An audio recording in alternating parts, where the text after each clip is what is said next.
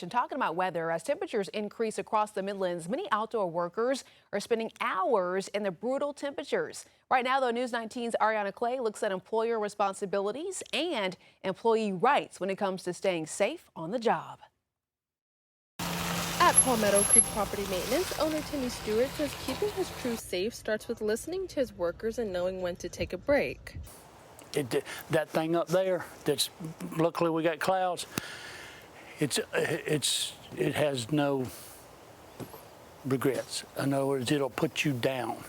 Stewart says his crews have access to water, cooling supplies, and breaks throughout the day. About every hour or two, hour and a half, so whatever they have to take it, they take a break.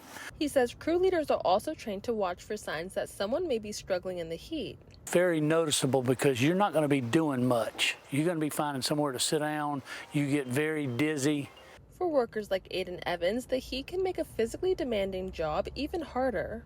It's definitely rough sometimes. I mean, depending on days like this where we get a little bit of shade compared to days where it's nothing but sun. The Occupational Safety and Health Administration says employers should take steps to reduce heat risk. This includes providing water, rest, and shade, or adjusting work schedules when possible.